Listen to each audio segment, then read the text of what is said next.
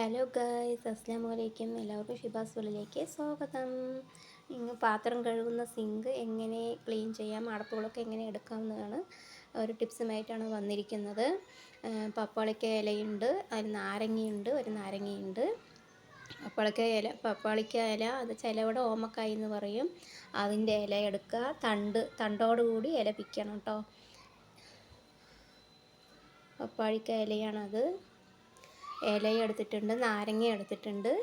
അതിന് നമ്മൾ രണ്ടും എടുത്ത് വെള്ളം നന്നായിട്ട് ചൂടാക്കുക. അതിൽ നമ്മൾ നല്ല ചെറുതാക്കി ഇലയും തണ്ടും ഒക്കെ ഇടണം. അതിൽ കുറച്ച് നാരങ്ങ നീരും ഒഴിക്കുന്നുണ്ട്.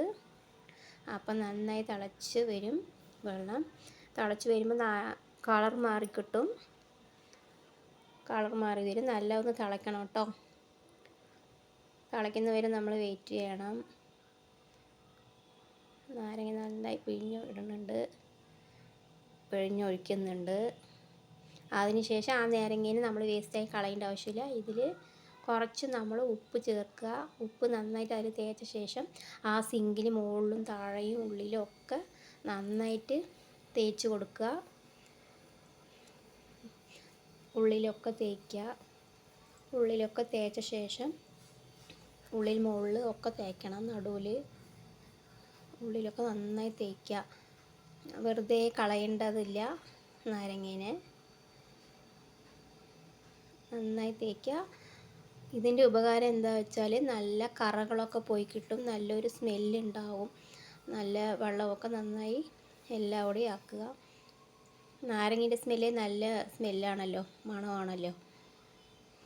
അതിന് നന്നായിട്ടൊന്ന് കഴുകുക. കഴുകിയപ്പോൾ എങ്ങനെയുണ്ട് സിങ്ക്? കമൻറ്റിൽ പറയണേ എങ്ങനെയുണ്ടെന്ന്. അതിനുശേഷം നമുക്ക് തിളച്ചതൊന്ന് നോക്കാം. തിളച്ചുകൊണ്ടിരിക്കുന്നുണ്ട്. നമ്മളതിനെ സ്റ്റവ് ഓഫാക്കാമെന്ന് വിചാരിക്കുന്നു. സ്റ്റവ് ഓഫാക്കാം. അതിനുശേഷം നമുക്കെടുത്ത് ഒരു പാത്രത്തിൽ ഇറക്കാം. പാത്രത്തിൽ ഇറക്കുക. ഇല തണ്ടൊക്കെ മാറ്റി വെക്കണം കേട്ടോ. ആ വെള്ളം മാത്രം മതി നമുക്ക്.